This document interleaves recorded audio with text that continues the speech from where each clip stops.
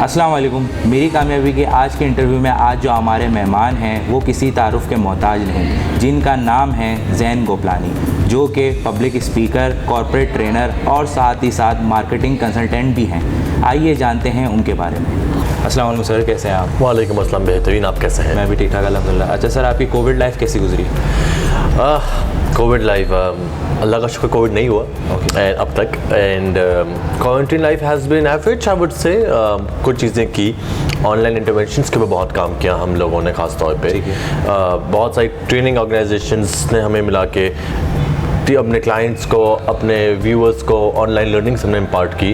फनवर्क्स जहाँ मैं काम करता हूँ, उन्होंने भी अपना यूट्यूब चैनल बनाया, हमारा भी यूट्यूब चैनल, बहुत सारे शोज़ हुए। सो या उस तरह से काफ़ी इंगेज हुए, काफ़ी बिजी हुए। Lot of shows that we did, lot of shows that I did, lot of trainings that I did online. So that way I would say इतनी ज़्यादा भी आई वुड से रेस्टलेस या इतनी ज़्यादा भी फ्रस्ट्रेटेड नहीं गुजरी, but it was still better than others. अच्छा सर, आपका 10 साल एक्सपीरियंस है ट्रेनिंग में, तो क्या चेंजेस देखी आपने ट्रेनिंग इंडस्ट्री में इन 10 सालों में? बहुत कुछ चेंज हुआ है यार। इन टर्म्स ऑफ क्लाइंट, जो बहुत सारी बार ट्रेनिंग को सिर्फ एक फ़न एक्टिविटी समझते थे कि जी कोई आ जाए, लोगों में हवा भर के चला जाए, लोगों को सिर्फ थोड़ा बहुत मोटिवेट करके चला जाए, वो एक कल्चर बदला है। बहुत सारे लोग अब स्किल बिल्डिंग के ऊपर जाने लगे हैं, which is a good sign. They prefer trainers जो कि एक्चुअली किसी एक पर्टिकुलर एरिया पे बात करें और लोगों की स्किल डेवलप करने में हेल्प करे। सो ये एक बहुत अच्छा चेंज है इसके ऊपर। ऑल्सो बहुत सारे, अगर 10 साल पहले की बात की जाए, so we looking at 2010, at that time there were lot of people who used to claim that they were trainers, but they were just good public speakers, they were not trainers. And I guess इन 10 सालों में market बहुत saturate भी हुई और market बहुत filter भी हुई कि बहुत सारा, जहाँ मुझे याद है हर वीकेंड पे कोई ना कोई कॉन्फ्रेंस होगा करती थी ट्रेनिंग के नाम पे कि ये जवान, वो जवान, उठ जाओ जवान, एंड ऑल दैट जवान कॉन्फ्रेंस होती थी, जिसको मैं भी पार्ट हुआ करता था। मगर अब वो ट्रेंड बहुत ज़्यादा ख़त्म हो गया है। लोगों ने रियलाइज़ किया है कि वो कॉन्फ्रेंसेस जहाँ पे 300 साढ़े 300 का मजमा आया करता था, वो उतनी ज़्यादा मीनिंगफुल नहीं होती थी, इम्पैक्टफुल नहीं होती थी। और वर्कशॉप कल्चर जिसमें 20-25 लोग आते, उसको बहुत ज़्यादा आई वुड से ग्रोथ मिली है over the years. And then of course अगर आप लास्ट 2 साल देखें तो ऑनलाइन लर्निंग के ऊपर, डिजिटल लर्निंग के ऊपर फाइनली पाकिस्तान भी आ गया है। पाकिस्तान भी पेसअप किए जा रहे हैं, हमारे पास भी वेंडर्स आ गए हैं, हमारे पास बेसिक IT फर्म्स बन गई हैं जो कि प्रॉपर LMS को बना रही है। सो ये बहुत अच्छे चेंजेस मैं देख रहा हूँ पिछले 10 सालों में जो आए हैं। अच्छा सर, मज़ीद 5 साल बाद आप क्या और चेंजेस देखना चाहते हैं? मैं देख रहा हूँ इंडस्ट्री में, मैं देखना ये चाहता हूँ कि आर्टिफिशियल इंटेलिजेंस को किसी तरह इंटीग्रेट किया जाए लर्निंग के हवाले से, in terms of behavioural training. I guess AI is the future and AI would tell a lot of things. Also मैं ये भी जानना चाहूँगा, मैं ये भी चाहना चाहूँगा कि किस तरह से हम ऑनलाइन लर्निंग को मज़ीद इंगेजिंग बना सकते हैं। आई मीन अभी भी फीडबैक ये आ रहा है लोगों से कि जो engagement stand and deliver training में होती है, ऑनलाइन में उस हद तक मज़ा नहीं आ रहा है। However, that's a challenge. That is something which we trainers and of course IT professionals and the clients have to come together, sit together and probably build muscles on that. कि जी हम क्या बेहतर कर सकते हैं कि बहुत सारे लोग अपने घर पे बैठे हुए, चाहे वो पाकिस्तान में कहीं से भी हो या दुनिया में कहीं से भी हो, वो बैठे हुए वो ट्रेनिंग का फ़ायदा उठा सके। सो या अच्छा सर, आप एज अ मैनेजमेंट कंसल्टेंट भी सर्व कर रहे हैं, तो why you choose in this field? ये field I guess public speaking was my love and मुझे बहुत ज़्यादा अच्छी लगती थी back from my school days. मुझे तब से बहुत पसंद था एंड मोटिवेशनल स्पीकिंग से मैंने स्टार्ट किया था, इंस्पिरेशनल टॉक से मैंने स्टार्ट किया था एंड वक्तन फ़वक्तन अंदाज़ा होता गया कि फ्यूचर कहाँ चल रहा है, कौन सा काम ज़्यादा मीनिंगफुल है। उस मीनिंगफुल काम में जब ट्रेनिंग आ रहा है, training again is just what 10-20% of the overall impact it can make. At the same time एक और अच्छी चीज़ ये भी है कि जब आप कंसल्टेंट बनते हैं तब आप ओवरऑल डायग्नोस्टिक्स करते हैं, आप ओवरऑल चीज़ें समझते हैं चीज़ों की कि जी क्या हो रहा है। मिसाल के तौर पे अगर आप मेडिसिन प्रोफेशन को लें, एक जगह चोट लग जाती है तो बहुत सारे रोल्स होते हैं, जहाँ पे एक रोल एक किसी पर्टिकुलर स्मॉल डॉक्टर का ये होता है कि वो सिर्फ पट्टी करके देता है आपको, ठीक है। ट्रेनिंग कहीं ना कहीं उस हवाले से ही है, वो एक पट्टी बना के दे रही है, मगर वो ओवरऑल सोल्यूशन नहीं है। ओवरऑल सोल्यूशन एक प्रॉपर कंसल्टेंट, एक प्रॉपर डॉक्टर बता सकता है जो पूरा साइंस समझता है। कंसल्टेंट जो होते हैं वो इदारों की नर्व पकड़ते हैं, उनके अंदर के जो मसले हैं। मिसाल के तौर पे अगर आप एक इदारा हैं और आप कहते हैं कि जी मेरे यहाँ पे लोग जो है वो ओनरशिप नहीं लेते, वो काम को दिल लगा के नहीं करते, वो डेडिकेशन मिसिंग है, वहाँ पे एक ट्रेनर आके 1 डे की लर्निंग जरूर दे देगा कि ओनरशिप क्यों लेनी चाहिए, मगर एक कंसल्टेंट एक्चुअली आपके साथ बैठेगा, आपके लोगों के साथ वक्त स्पेंड करके बताएगा कि ओनरशिप क्यों नहीं ली जा रही है और इसमें आपकी क्या गलती है, आपके कल्चर की क्या गलती है, आपकी मैनेजमेंट की क्या गलती है, आपके पे स्किल की क्या गलती है, और फिर उन चीज़ों को फिक्स करते हुए जब उन चीज़ों को फिक्स कर देते हैं फिर आप ट्रेनिंग को इंटीग्रेट करते हैं। ये कंसल्टेंट का काम होता है and that is where I want to be a more consultant कि जो सिर्फ ट्रेनिंग नहीं कराता तो एक्चुअली ओवरऑल इदारे को बेहतर बनाने के लिए या ओवरऑल इंसान की शख्सियत को बेहतर बनाने के लिए काम करता है। So that is what I feel is all about. अच्छा सर, स्टार्ट में स्टेज फियर आपको हुआ कभी? स्टेज फियर नहीं हुआ कभी भी नहीं, स्टार्टिंग में भी नहीं। स्टेज फियर इसलिए नहीं हुआ बिकॉज शायद मैं हमेशा से कुछ ज़्यादा क्रेजी किस्म का बच्चा था। I mean I remember shyness वगैरह तो बिल्कुल भी नहीं थी and at the same time music पे डांस कर लेता था अक्सर पार्टीज़ में, अक्सर दावतों में, ईद मिलन पार्टीज़ पे ऑल दैट थिंग। काफ़ी हद तक अब काफ़ी हद तक बेडरूम तक लिमिट हो गया, वहीं में नाचता रहता हूँ। और ऑल्सो देखा जब शादी होती है ना तो आप अपनी मर्जी से ही नाचते, आपको नचाया जाता है, बेगम की तरफ आपको नचाते हैं। ओवरऑल हर कोई इन्वॉल्व कर रहा है, इधर वे आपकी बेगम नचाए या फिर आपके शौहर नचाए, जो भी आपका जेंडर है। ठीक है। अच्छा सर, आपकी क्या मेथोडोलॉजीज होती हैं यूज़ इन योर ट्रेनिंग्स? अच्छा, मेथोडोलॉजीज के एमलगमेशन होता है, ठीक है। मिसाल के तौर पे एक हो रहा होता है जिसमें हम ऑडियो विजुअल यूज़ करते हैं, जिसके अंदर म्यूज़िक यूज़ की जाती है, स्क्रीन्स यूज़ की जाती है, पावर पॉइंट यूज़ की जाती है, तो वो एक मेथोडोलॉजी में ये भी आता है। इसके अलावा most of my sessions are activity driven, जिसके ऊपर लोगों को करके सिखाते हैं। So you learn by doing something, that is also a methodology that I use. बिल्कुल। साइकोमेट्रिक टेस्टिंग की मैं बहुत यूज़ करता हूँ, असेसमेंट्स मैं बहुत कराता हूँ अपनी ट्रेनिंग सेशंस के अंदर। सो काफ़ी हद तक सेल्फ असेसमेंट्स बहुत हो रहे होते हैं ताकि साइंटिफिक मेथड से भी मालूम पड़ता जाए कि आया आप कितने पानी में है, क्या नहीं है। इसके अलावा रिफ्लेक्टिव लर्निंग होती है, डिज़ाइन थिंकिंग हो रही होती है, पीयर टू पीयर बहुत कुछ कॉन्वर्सेशन चल रहा होता है, लोग आपस में बहुत कॉन्वर्सेशन कर रहे होते हैं। सो दैट अमलगमेशन होती है मेथोडोलॉजीज की, गिवन द फैक्ट कि टॉपिक क्या है, इंटरेक्शन रहता है, सब इंटरैक्टिव तो ऑफ कोर्स बनाना ही पड़ता है, उसमें कोई ऑप्शन ही नहीं है आपके पास।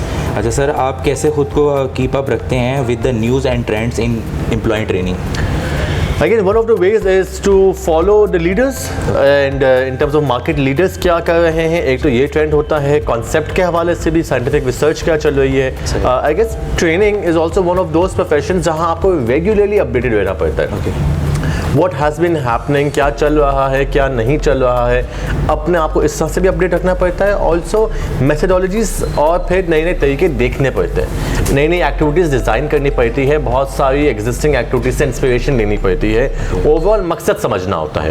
फॉर एग्जाम्पल अगर देखा जाए, अगर मैं अपने इदारे की बात करूँ तो हमारे पास 2 ऐसे ट्रेनर्स हैं जो कि LSP सर्टिफाइड है। LSP is Lego serious play. Now when we think of Lego लोगों को से बचपन में वो ब्रिक्स याद है कि वो ब्रिक्स होती है, इसमें खेलते हैं, राइट, बचपन में जिसको कहते थे हम। लेगो सीरियस प्ले, लेगो ने ही बनाया है कॉन्सेप्ट जिसपे लेगो बनवा के लोगों को लर्निंग सिखाई जाती है, लोगों को खुलवाया जाए, लोगों से बातें करवाई जाती है। तो अगेन वो भी एक मेथोडोलॉजी है जो फॉर एग्जांपल हमारे इदारे के पास हेजिटेशन निकाला जा रहा था, बिल्कुल कॉन्फिडेंस बहाल किया जाता है, लोगों को ओपन अप किया जाता है, उनसे बातें की जा रही होती है। तो वो एक मेथोडोलॉजी जो यूज़ की जा रही होती है। Design thinking is another methodology, नया ट्रेंड है, लोग कर रहे हैं। Analytical thinking another trend. Mindfulness is also a new trend जो कि अब जाके ज़्यादा ट्रेनिंग्स में इम्पार्ट किया जा रहा है। तो ये सारे ट्रेंड्स हम फॉलो करते हैं, देखते हैं, इंस्पिरेशन लेते हैं, that's how we build our muscles. अच्छा sir, in preparing us curriculum आप किन बातों को मेनली पॉइंट आउट रखते हैं? जब मैं कोई भी ट्रेनिंग डिज़ाइन कर रहा होता हूँ, पहले तो लर्निंग नीड्स समझना लाजमी होती है कि क्लाइंट या जो भी ऑर्गेनाइजेशन है या जो भी थर्ड पार्टी है, जो भी बंदा है आपका सामने वाला, वो चाह क्या है, what do they really want, because then only you can design a content accordingly. Second thing समझने की बात ये होती है कि मल्टीपल इंटेलिजेंस जिसको कहते हैं, मल्टीपल इंटेलिजेंस का साइंस ये कहता है, अगर मैं ब्रीफली समझाऊं, कि इंसान सिर्फ एक तरीके से नहीं सीखता, इंसान बहुत सारी चीज़ों से सीखता है। मिसाल के तौर पे हमारे स्कूल्स और हमारा करिकुलम जो है एकेडमिक का, वो सिर्फ एक ही स्टाइल पे बैठा हुआ है कि दैट इज़ कि टीचर आके ब्लैक बोर्ड पर सिखाए और वही तरीका सीखते हैं, जो कि गलत है। बहुत सारे बच्चों को हम जीनियस और स्टूपिड इस बात पे क्राइटेरिया कर देते हैं कि आया वो उस मल्टीपल इंटेलिजेंस के, आया वो उस इंटेलिजेंस लेवल पे बैठता ही नहीं बैठता, एग्जाम वगैरह ऑल दैट थिंग। जब मैं प्रोग्राम डिज़ाइन करता हूँ, आई ऑलवेज इंश्योर कि मेरे प्रोग्राम के अंदर मल्टीपल इंटेलिजेंस में क्या क्या आता है. फॉर एग्जाम्पल ऑडिटरी आता है. ऑडिटरी क्या होता है? सुनने वाला. कि मैं कुछ कह रहा हूँ, आप सुन रहे हैं, आप सुन के सीख रहे हैं. देन देयर इज विजुअल, मैं दिखा रहा हूँ कुछ आपको, तस्वीरें दिख रही है, आप उससे सीख रहे हैं. Then there is kinesthetic. Kinesthetic क्या है? कि आपको एक्टिविटी करवाता है, आपके हाथ से कुछ करवाता है. दैट इज आप लर्निंग बाय डूइंग, आप उससे सीख रहे हैं. Then there is musical intelligence, आप म्यूजिक सुन सुन के सीख रहे होते हैं. देन देयर इज नेचरिस्टिक, कि आपके पास नेचर के आसपास आपको लेके जाते हैं ताकि आप उससे सीख रहे होते हैं. Then there is interpersonal and intrapersonal intelligence, कि इंटरपर्सनल हम आपस में क्या सीख रहे हैं, इंट्रापर्सनल में अकेला बैठा हुआ हूँ एक फॉर्म को लेके, एक स्टडी को लेके, एक केस स्टडी को लेके, और मैं खुद से बहुत कुछ सीख रहा हूँ. मेरे प्रोग्राम के अंदर खास तौर पर इंश्योर कि मेरे प्रोग्राम में ये मल्टीपल इंटेलिजेंसेस एड्रेस हुई हुई हो, जहाँ पे किनेस्थेटिक का भी एलिमेंट हो, ऑडिटरी भी हो, विजुअल भी हो, म्यूजिकल भी हो, नेचरिस्टिक भी हो, इंटरपर्सनल भी हो, इंट्रापर्सनल भी हो, सो दैट मेरी ऑडियंस में जिस भी किस्म का बंदा आ रहा है, और हर बंदे की लर्निंग नीड्स अलग होती है. मिसाल के तौर पे आप श्योर आप जानते होंगे ऐसे लोगों को जो कि एग्जाम्स के दौरान बहुत हाई म्यूजिक लगा के स्टडीज़ किया करते थे. उनके लर्निंग जो नर्व्स है वो एक्टिवेट हो जाती है उस दौरान. आपको नहीं पता चलता मगर आप म्यूजिक की मदद से तेज सीख रहे होते हैं. उसी तरह बहुत सारे लोग ऑपोजिट भी हैं, किसी को पसंद नहीं है, किसी को पसंद नहीं है, ठीक है ना. बहुत सारे लोग जिनको साइलेंस पसंद है, तो वो बड़ा इंट्रापर्सनल टाइप के लोग हैं. उसी तरह बहुत सारे लोग नोट्स लेते हैं. नोट्स, हर चीज़ अपने हाथ से जब तक लिखते नहीं है उन्हें चीज़ें याद नहीं रहती है. ऑन द कॉन्ट्री उल्टे भी लोग हैं जो कि उन्हीं नोटबुक पे बस ब्रैकेट लाइन मार मार के बस याद करते हैं. बुलेट्स बना लिया और फिर बुलेट्स बना लिया, याद कर ली चीज़ें. बहुत सारे लोग हैं जो कि एक्चुअली बहुत सारे अच्छे टीचर्स मौजूद हैं जो कि फिजिक्स जब पढ़ाते हैं तो सिर्फ थ्योरीज नहीं पढ़ाते, वो दिखाते करके. और बहुत सारे बच्चे सीखते हैं इस हिसाब से. हमें नहीं मालूम होता एज ए ट्रेनर कि हमारी ऑडियंस में किस किस्म का क्राउड आ रहा है हर बार. अगेन तो हम पूरे प्रोग्राम को इस तरह से डिज़ाइन करते हैं कि सारी इंटेलिजेंसेस एड्रेस हो, सो दैट हर बंदा सीखने के लिए उसके पास वो विंडो मौजूद हो जिससे वो बेहतरीन तरीके से सीख सकता है या सीख सकती है. अच्छा sir, what made you become a corporate trainer? To be honest, money. क्यों झूठ बोलूँ यार, मतलब I have been doing youth work and I did a lot of youth work, I did lot of development sector work, but I guess one of the reasons why I wanted to be in a corporate world is because good handsome amount of money. क्यों झूठ बोलूँ? सो यार सही पैसा. बिल्कुल बिल्कुल. अच्छा sir, आपके ख्याल में सबसे डिफिकल्ट पार्ट क्या होता है during training life? I guess सबसे डिफिकल्ट पार्ट वो ऑडियंस एंगेज करना कह सकते हैं, काइंड ऑफ. अच्छा, इसके मैं दो तरह से आंसर करूँगा, on stage end of stage. On stage में सबसे डिफिकल्ट पार्ट ये होता है कि कहीं ना कहीं ऑडियंस के साथ उन ऑडियंस को इतना कंफर्टेबल बनाना कि वो आपको अपना समझ के अपने प्रॉब्लम या अपने चैलेंजेस आपसे शेयर कर सके. So that is one of the areas कि आप ऑडियंस को इतना कंफर्टेबल बनाते हैं अपने साथ. ऑफ स्टेज मेरे हिसाब से परसिस्टेंस, बिकॉज ट्रेनिंग एक ऐसा प्रोफेशन है जिस पे किसी दिन बहार है तो किसी दिन खिजा है, किसी दिन फुल गर्म मामला चल रहे, चीज़ें बहुत एक्टिव है, कुछ ज़माने में कुछ टाइम पे ठंड पड़ी हुई होती है, समर विंटर, ठीक है, ये मामला चल रहा होता है. एंड आई गेस अगर हम पिछले 10 साल से पहले अगर मैं देखूँ, आपका सब सवाल था 10 साल में क्या देखा. 10 साल पहले मेरे साथ के बहुत सारे ट्रेनर्स मौजूद थे. There were a lot of trainers, a lot of people who were aspiring to be trainers, who were with me. आहिस्ते आहिस्ते वो फिल्टर होते गए. ठीक है. One of the reasons for them to get filtered is because training शुरुआत में ही इतना अच्छा पैसा नहीं देता है. It takes time that you start earning good money in this profession. It takes a lot of time for that.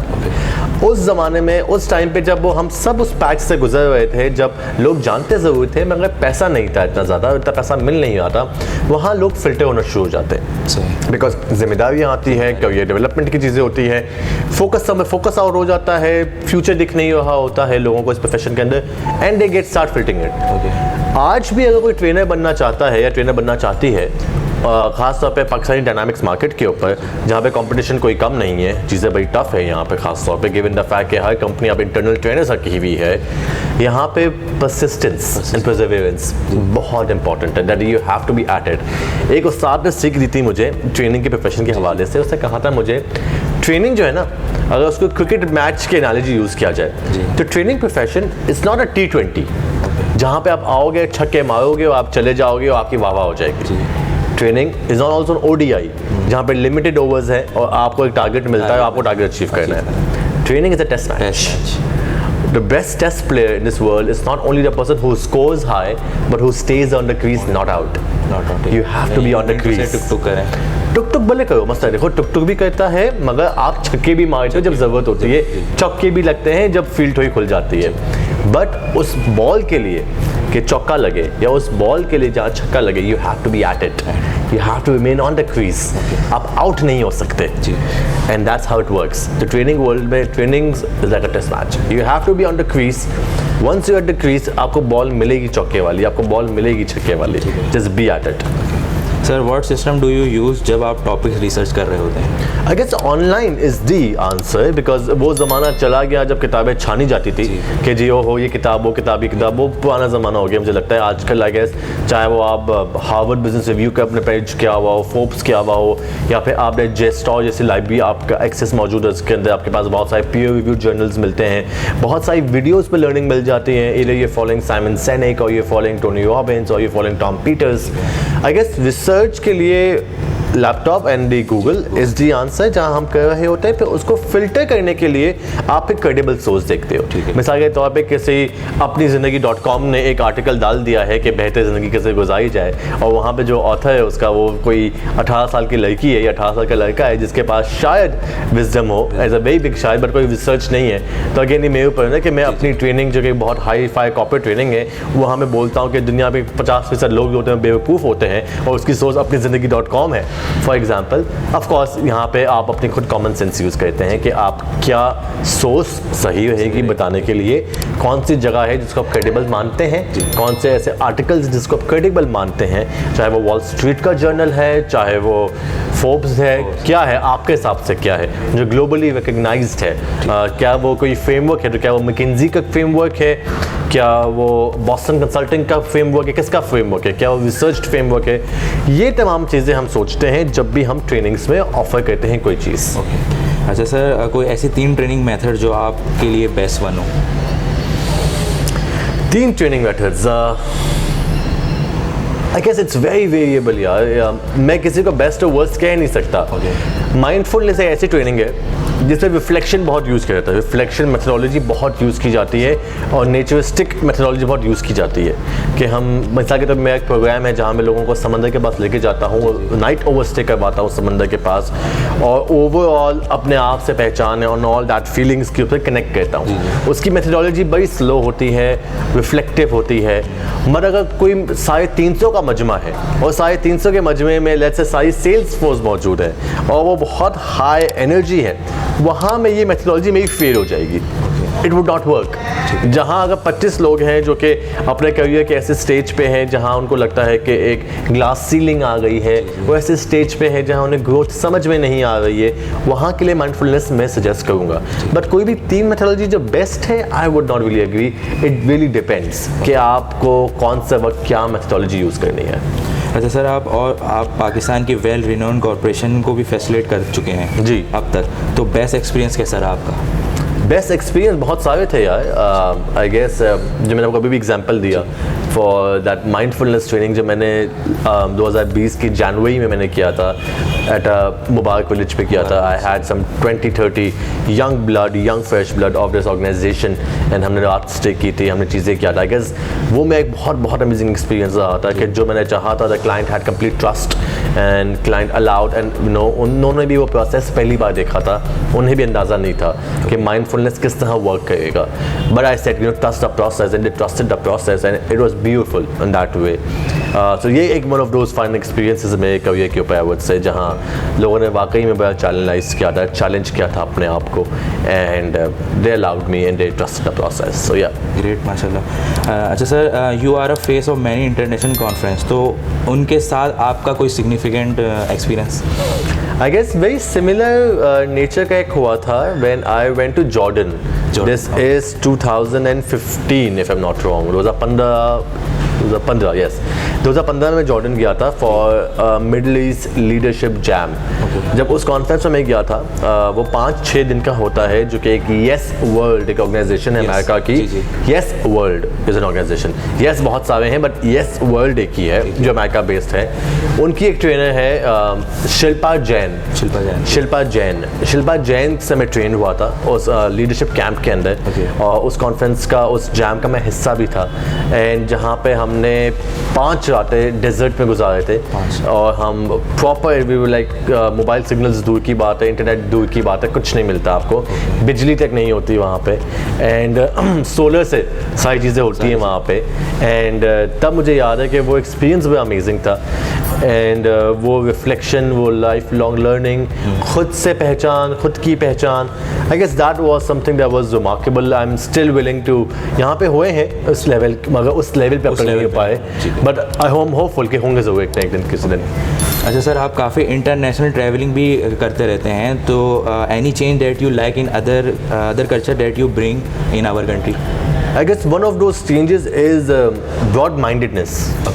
मुझे अभी भी लगता है कि हमारे मुल्क में, हमारे मेट्रोपॉलिटन सिटीज़ में, MNCs में, बड़ी बड़ी बैंक्स के अंदर भी सोच अभी भी बहुत ज़्यादा कंजर्वेटिव और एक्सट्रीमिस्ट है।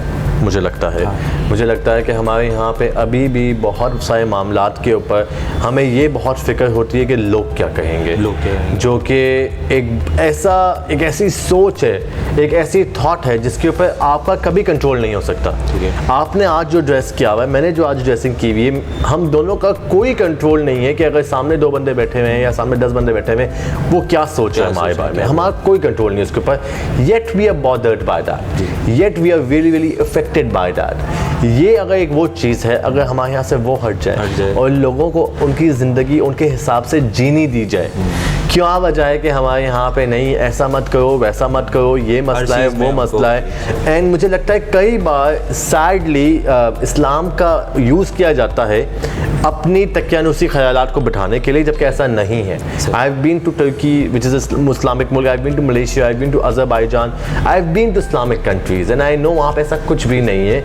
It's our people. So one thing that I would really want to change is this conservative and extremist mindset that we have here. अच्छा सर, एज अ ट्रेनर आप क्या कहते हैं, कम्युनिकेशन स्किल कितनी important होनी चाहिए एक पर्सन के लिए? I guess communication is the most vital skill right now and communication skills ही तो है जो कि आपको एक बेहतरीन इंसान बनाती है। आपके अल्फाज का इंतखाब, आपके टोन पे कंट्रोल, आपके किस वक्त क्या बोलना है, किस वक्त किस तरह कहना है, यही तो मैटर करती है। आई गेस अगर आज आप दुनिया के बेहतरीन लीडर्स भी उठा लें, चाहे वो टेक्नोलॉजी का स्टीव जॉब्स हो या वो ऑटोमोबाइल का हेनरी फोर्ड हो या वो रियल एस्टेट का वॉरेन बुफे हो या वो फिर आजकल NGO वर्ल्ड का बिल गेट्स हो, ये सारे के सारे जो लोग हैं अच्छे हैं, या फिर हमारे अगर हम पाकिस्तान की एग्जांपल ले, स्पोर्ट्स के और अब प्राइम मिनिस्टर हमारे इमरान खान हो, यू नो, ये सारे के सारे लोग बहुत अमेजिंग कम्युनिकेटर्स हैं। इन सबको अपने लोगों से बात करना बहुत अच्छा आता है। ये लोगों को इंस्पायर करते हैं, लोगों को दुनिया को बदलने के लिए पुश करते हैं। यू नो, ये वो लोग हैं। अगर आज हम एलॉन मस्क की बात की जाए, जब वो बात कहता है कि मैं लोगों को मार्स में भेजूंगा और 1 वे ट्रिप दे रहे हैं लोगों को कि मार्स में की आबादी बढ़ाओ, लोग चैलेंज नहीं करते उस सोच को, क्योंकि वो एलॉन मस्क कह रहा है और एलॉन मस्क ने दिखाया है वक्तन फ़वक्तन कि एलॉन मस्क क्या चीज़ है। जो वो टेस्ला के इलेक्ट्रिक कार्स लाया, जब उन्होंने पेपैल बनाया, यू नो, अब लोग जो है एलॉन मस्क को चैलेंज नहीं करते, बिकॉज एलॉन मस्क एक अमेजिंग कम्युनिकेटर भी है साथ साथ, apart from being good at what he does. Communication I guess यही एक मेजर स्टेप होता है जो आपका करियर, आपकी लाइफ बनाता है या बिगाड़ता है। रिलेशनशिप्स की एग्जांपल ले लें, फाइट्स तो हर झगड़े में, फाइट्स तो हर रिश्ते में होते हैं, चाहे माँ बाप का हो, चाहे वो माँ बेटे का हो, मियाँ बीवी का हो, बहन भाई का हो, दोस्तों का हो, मगर रिश्ते कामयाब वो होते हैं जिन रिश्तों को चलाने के लिए अमेजिंग कम्युनिकेशन यूज़ की जाती है। चाहे वो माँ का शुक्र अदा करना हो, चाहे वो बाप को अप्रिशिएट करना हो कि for what he has done, चाहे वो बीवी की या शौहर की तारीफ़ करनी हो फॉर बीइंग अमेजिंग, चाहे वो बच्चे को इनकरेज करना हो, कंटिन्यू डूइंग इट, मोटिवेट करना हो, ये सारी की सारी बातें हैं ही कम्युनिकेशन की ना। तो अगर आज मैं अपनी कम्युनिकेशन में अच्छा देखा है, बहुत सारे लोग जब गुस्से में होते हैं वो गालियों का इंतखाब करते हैं अपना गुस्सा दिखाने के लिए, ठीक है। अच्छा, लोग सोचते हैं कि ये बहुत कूल चीज़ है करना, ठीक है। ऐसा नहीं कि मैं कोई दूर का धुलावा हूँ, मैं भी गाली देता हूँ, बट मेरा प्रॉब्लम ये कि ये मुझे लगता है ये लिटरेसी हैंडीकैप होता है बंदा। वो लिटरेसी जो होती है ज़ुबानी तो वहाँ पे हैंडीकैप है कि उसके पास कोई अल्फाज नहीं है कहने के लिए, इसलिए वो गालियों का इंतखाब कर रहा है अपनी फ्रस्ट्रेशन निकालने के लिए, which is wrong of a communication. इसके बेसिस पे एक जो फजूल सा जवाब मिलता है वो ये मिलता है, मैं तो ऐसा ही हूँ, मैं तो ऐसी ही होंगी एंड ऑल दैट। ये अपने आप को बिला वजह चाहिए ना कहने को गाली ख्याल अच्छा है, मतलब गाली भी दें और फिर बोले मैं ऐसा हूँ ऐसी हूँ, और ढीठ अलग चल रहे हैं फिलहाल। तो अगेन ये वो एक एलिमेंट है, तो communication is the key factor for success in any career. ठीक है। अच्छा सर, एक हमारा गेम राउंड है रैपिड फायर। ओके, तो स्टार्ट करें। ठीक है।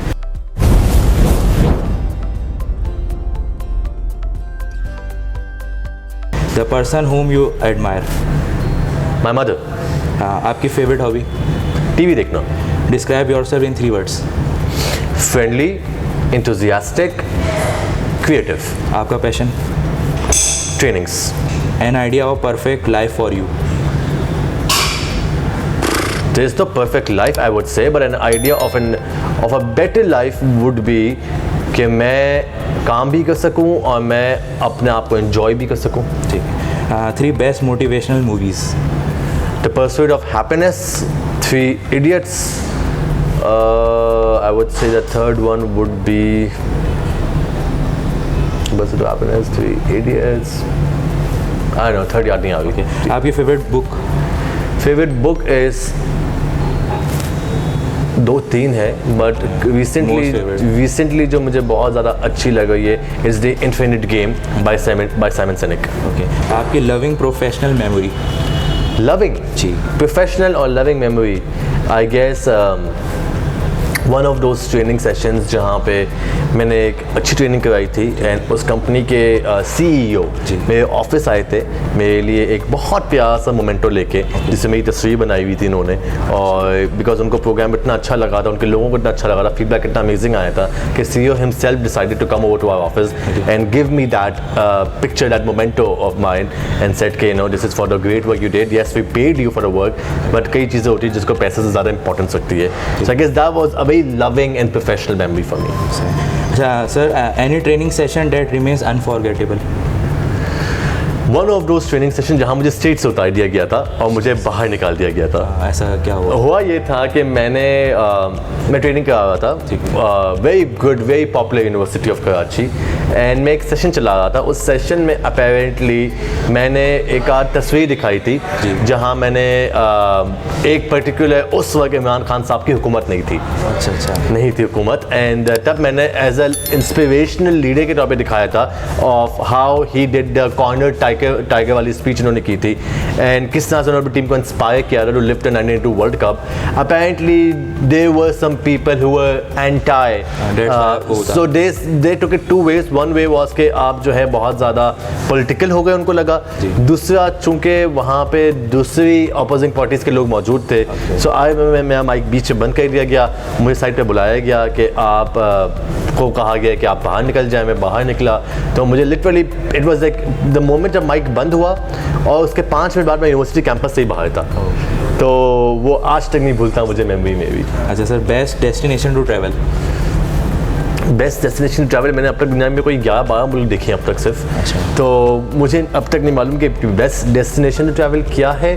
अगर मेरी फेवरेट पूछें आप तो I would call it Turkey and Malaysia. अच्छा सर, आप हमारे व्यूवर्स को क्या मैसेज देना चाहेंगे? I guess keep learning, keep inspiring and do not get afraid by छोटी मोटी चीज़ें जो होती हैं आपके आसपास। आई गेस ये तमाम चीज़ें जो हैं वो आपकी भलाई के लिए होती है और आपको मज़ीद आगे ले जाने के लिए बनाई जाती है।